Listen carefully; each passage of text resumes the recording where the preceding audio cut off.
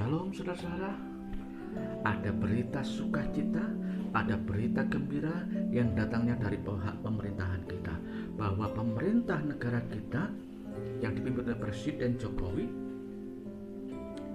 dalam waktu dekat, tepatnya sekitar bulan November nanti, akan mendatangkan vaksin yang bernama vaksin Sinovac untuk menghadapi dampak pandemi COVID-19. Karena memang, saudaraku, dampak dari pandemi COVID-19 sangat-sangat membawa penderitaan bagi banyak orang.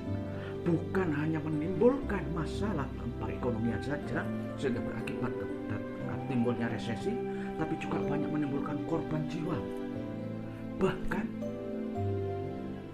dampak dari pandemi COVID-19 itu menimbulkan masalah psikis bagi setiap orang yang terpapar maupun keluarga mereka. Saudara, para penderita yang terpapar oleh COVID-19 harus diasingkan, dalam istilah sekarang diisolasi, dan dilarang berhubungan dengan orang lain. Dan sekalipun tempatnya termasuk bagus-bagus seperti Wisma Atlet, ada yang diisolasi di hotel dan sebagainya. Namun itu semua tetap mendatangkan penderitaan, terutama bagi mereka yang terpapar, merasa terasingkan, merasa terputus hubungannya dengan orang lain. Oleh karena itu dihimbau setiap orang harus tetap waspada agar tidak terpapar oleh virus yang berbahaya tersebut.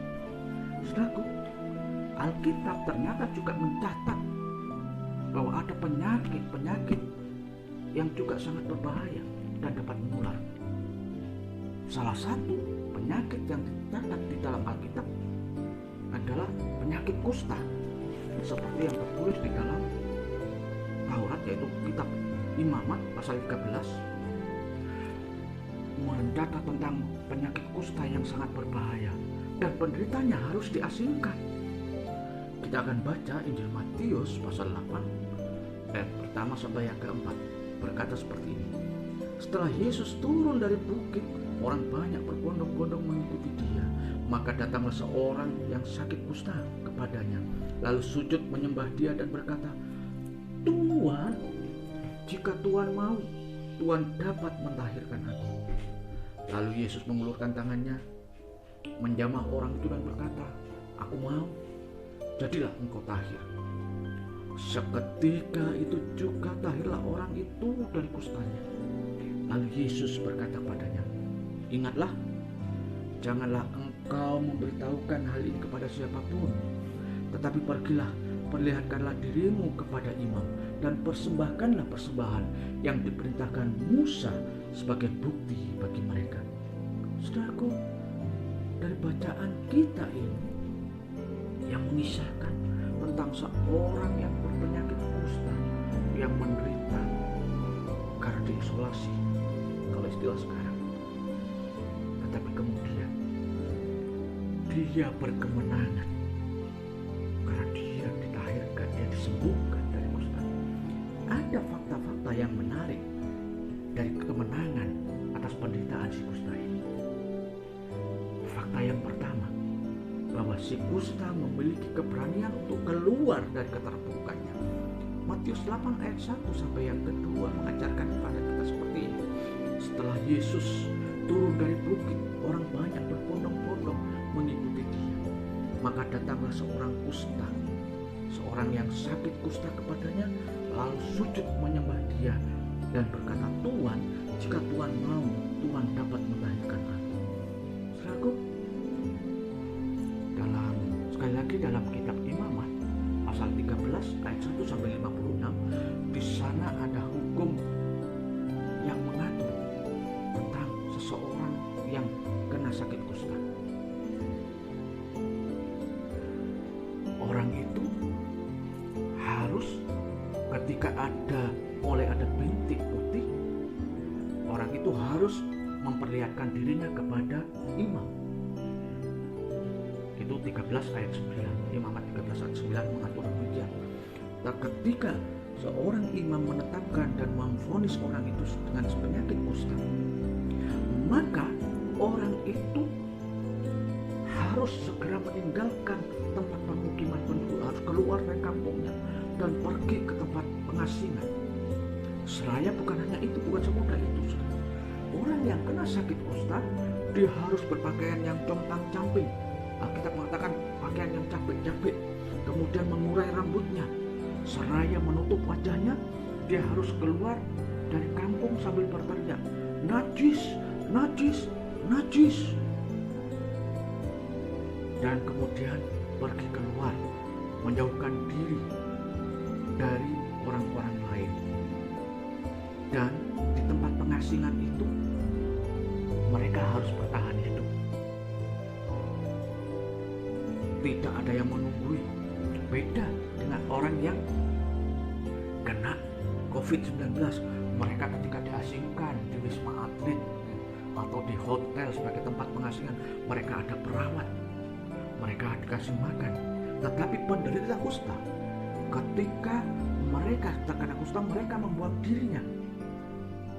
Biasanya mereka bertahan hidup dari sisa-sisa makanan yang dibuang oleh orang. Lalu, hal yang sangat menyakitkan, betapa menderitanya mereka. Bukan hanya menderita secara fisik karena penyakit kusta yang mematikan, karena bagian-bagian tubuhnya akan, bahasa Indonesia mereka akan, kulitnya itu akan berkurang sedikit demi sedikit. Tetapi juga secara psikis mereka tersiksa karena terbuang dari lingkungannya. Tetapi si kusta yang satu ini ketika mendengar berita bahwa Yesus melewat, Yesus sudah turun dari bukit hendak menuju ke Kapernaum. Ketika mendengar itu, si kusta memberanikan diri untuk meninggalkan tempatnya, keluar dari keterpurukannya, sekalipun harus menghadapi banyak tantangan. Karena mungkin dianggap orang melanggar perintah, melanggar aturan. Tetapi dia meninggalkan tempat itu. Saudara yang kekasih Tuhan, pelajaran bagi kita. Mungkin saudara sedang diasingkan, saudara sedang terbuang dari komunitas dan menjadi terpuruk karena vonis yang dijatuhkan atas diri saudara. Karena mungkin saudara dianggap sebagai orang yang najis, orang yang berdosa, orang yang tidak layak berada di lingkungan saudara, sehingga terbuang dari komunitas. Atau saudara sendiri merasa sebagai orang yang berdosa, orang yang najis, sehingga merasa tidak layak berada di lingkungan saudara. Saudaraku yang kasih Tuhan, mari hari ini, mari kita keluar dan tinggalkan tempat itu. Jangan biarkan dirimu berada dalam keterpurukan karena kenajisan dosa. Sama seperti si kusta. Si kusta yang hebat itu, dia berani keluar dari keterpurukannya. Apapun yang harus dihadapi, apapun tanggapan orang, dia harus hadapi. Dia keluar dari keterpurukannya. Saudara yang dikasih Tuhan, mari sekali lagi keluar, tinggalkan, miliki keberanian untuk tinggalkan keterpurukan. Itu yang pertama. Sedangkan pelajaran yang kedua, fakta yang kita dapatkan dari kehidupan si kusta ini ialah si kusta ini mau mencari Tuhan dan kehendaknya. Matius 8 tadi ayat yang kedua dan ketiga mengajarkan kepada kita seperti ini.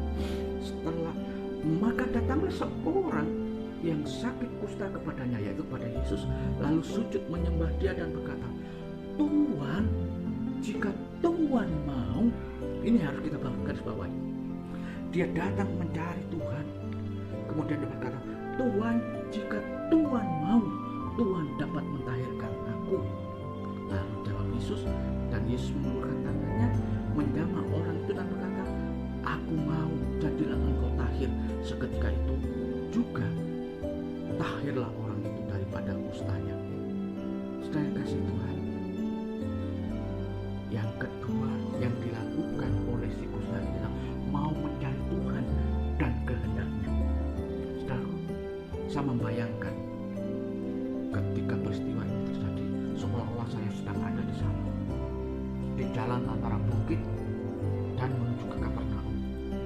Karena peristiwa ini terjadi di sana ketika Yesus turun dari bukit setelah menyampaikan pengajarannya, khotbah yang terkenal dengan nama khotbah di bukit. Pasal 5 dari Matius pasal 5 sampai pasal yang ke-7 itu mencatat tentang pengajaran Tuhan Yesus yang dikenal dengan nama khotbah di bukit. Kemudian tidak menuju ke Kapernaum, itu di ayat yang kelima dari Matius pasal yang kelima. Si kusta ketika mendengar bahwa Yesus lewat, dia keluar dari pengasingannya. Dia meninggalkan penderitaannya di sana untuk mencari Yesus. Sedangkan saya yakin waktu Yesus lewat, dia belum tahu mana Yesus, karena hidupnya di pengasingan. Kemudian dia mencari dan bertemulah dengan Yesus karena banyak orang berbondong-bondong mengikutinya. Dan ketika sampai di depannya, saya bayangkan waktu itu saya melihat dia sedang merendahkan diri dan meminta, Tuhan, jika Tuhan mau, Tuhan dapat mentahirkan aku. Dan Yesus menjawab dan berkata, aku mau, dan dia ulurkan tangannya. Saya betapa hebatnya. Sama bagi kita, saudara dan saya, sama seperti si kusta yang datang berani keluar meninggalkan keterpurukannya. Kemudian dia datang kepada Tuhan Yesus mencari kehendaknya dan pertolongannya. Memang tidak mudah. Memang ada banyak hal yang harus dia hadapi dengan keputusannya itu, karena dia pasti dianggap sebagai orang yang hina. Tetapi bagi kita hari ini, saudaraku, mari datang kepada Tuhan. Dia datang, dia tidak menghendaki seorang pun binasa. Dia memang datang dengan penuh belas kasihan, dan dia inginkan setiap orang dibebaskan, bahkan beroleh hidup yang kekal, seperti misinya. Misi Tuhan bagi kehidupan kita, orang-orang berdosa, dalam Yohanes 3 ayat 16. Karena begitu besar kasih Allah akan dunia ini, sehingga ia memberikan anaknya yang tunggal, supaya setiap orang yang percaya kepadanya tidak binasa, melainkan beroleh hidup yang kekal. Itu misi Tuhan, itu visi Tuhan, untuk menyelamatkan orang yang terhina, orang yang terbuang, orang yang terikat oleh dosa. Oleh sebab itu, bagi saya dan saudara, orang-orang yang merasa mungkin kita tidak layak, atau bahkan dianggap oleh orang lain tidak layak, tetapi Tuhan mau menerima kita. Yesus berkata seperti ini di dalam Markus pasal 2 ayat 17. Bukan orang yang sehat yang memerlukan tabib, tetapi orang sakit. Lebih jelas Yesus berkata seperti ini, aku datang bukan untuk memanggil orang benar, melainkan orang berdosa. Saudaraku, Tuhan membuka hati, Tuhan membuka tangan untuk kita datang kepadanya, untuk dibebaskan dari keterpurukan, untuk dibebaskan dari sakit penyakit, untuk dibebaskan dari kenajisan dosa. Mari datang kepada Dia yang berbelas kasih. Sekalipun memang harus ada tantangan-tantangan yang dihadapi, karena memang tidak mudah. Sekali lagi, tidak mudah untuk menghadapinya. Tetapi ketika kita memiliki keberanian untuk meninggalkan keterpurukan, memiliki keberanian untuk meninggalkan tempat yang selama ini kita dianggap diasingkan karena dosa, karena kenajisan, Dia mau datang untuk kita. Itu yang kedua. Yang ketiga, saudaraku, fakta dari si kusta yang menang atas penderitaannya adalah dia menjadi saksi bagi kemuliaan Tuhan. Ayat yang keempat dikatakan dari pasal yang ke-8 Matius 8 ayat yang keempat. Lalu Yesus berkata kepadanya, ingatlah, janganlah engkau memberitahukan hal ini kepada siapapun, tetapi pergilah, perlihatkanlah dirimu kepada imam dan persembahkanlah persembahan yang diperintahkan Musa sebagai bukti bagi mereka. Saudara, fakta yang ketiga yang kita dapati dari kehidupan si kusta yang menang atas penderitaannya adalah bahwa orang ini diperintahkan oleh Tuhan untuk tidak berbicara kepada siapapun, untuk tidak menceritakan hal yang terjadi padanya, tetapi dia diperintahkan untuk pergi kepada imam. Satu hal yang tidak lazim terjadi ketika si kusta sudah dilahirkan. Ya, mestinya kan ketika orang sudah menolong seseorang, pasti membiarkan orang itu bercerita kepada orang lain. Tetapi ini beda. Justru Yesus berkata, jangan menceritakan kepada siapapun, tapi dia perintahkan untuk memperlihatkan tubuhnya kepada imam bahwa ia sudah sembuh. Karena memang imam yang menentukan, seorang imam yang menentukan, dia seperti Imamat 13 tadi ayat yang ke-9, itu imam yang menentukan bahwa seseorang sedang sakit. Kemudian Imamat 14 ayat yang kedua, imam juga yang menentukan kesembuhannya. Dan kemudian perintah untuk memberikan persembahan. Hal yang aneh, hal yang tidak lazim, tetapi ada maksud yang penting dari kisah ini, bahwa Tuhan menginginkan agar setiap orang yang percaya kepadanya itu menjadi saksinya, bukan hanya sekedar bersaksi secara verbal melalui kata-kata atau bercerita kepada banyak orang, melainkan Tuhan menginginkan kita memperlihatkan bahwa kita, saudara dan saya, adalah orang-orang yang sudah dibebaskan dari keterpurukan karena kenajisan dan dosa. Tuhan inginkan kita menjadi saksi, bukan sekedar bersaksi. Ada dua hal yang beda, saudara. Maksudnya beda tipis antara bersaksi dan menjadi saksi. Kalau bersaksi itu secara verbal, itu sebabnya kemudian ada bersaksi itu saksi dusta, karena tidak melihat, tidak mengalami, tapi bersaksi itu saksi dusta. Tetapi Tuhan inginkan kita menjadi saksi, artinya orang yang mengalami, yang bisa menunjukkan bahwa kita mengalami Tuhan. Sama seperti si kusta, dia mengalami Tuhan, dia mengalami jamaah Tuhan. Tuhan inginkan hidup kita menjadi kesaksian. Paulus berkata dalam surat 2 Timotius 3 ayat yang kedua, kamu adalah surat pujian kami yang tertulis di dalam hati kami, dan yang dikenal dan yang dapat dibaca oleh semua orang. Saudaraku, setiap orang percaya kepada Tuhan Yesus Kristus, setiap orang yang dikatakan sebagai murid Kristus adalah surat pujian yang dari dalam hidupnya orang akan melihat bahwa dalam hidupnya ada Tuhan, bahwa orang yang percaya pada Tuhan itu mengalami Tuhan. Tiga faktor penting ini dalam kehidupan kita. Saya ingin mengakhiri renungan kita hari ini dengan satu ilustrasi. Ingat, ini ilustrasi. Satu kali ada seorang yang sakit jiwa.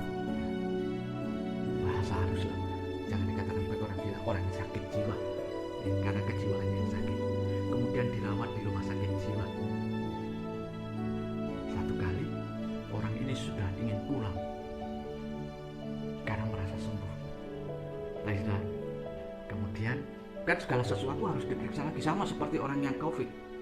Ketika orang sakit COVID, terpapar COVID, dia harus pertama rapid test. Setelah rapid test harus mengalami swab, tes swab. Orang ini terpapar atau tidak, sama seperti ini. Kebetulan dokter jiwa yang ada di rumah sakit itu cara mentes kesembuhannya dengan cara yang aneh dan unik. Lalu ada beberapa orang sakit jiwa yang ingin segera pulang karena merasa sudah sembuh. Cara tes dokter ini dengan disuruh menyanyi.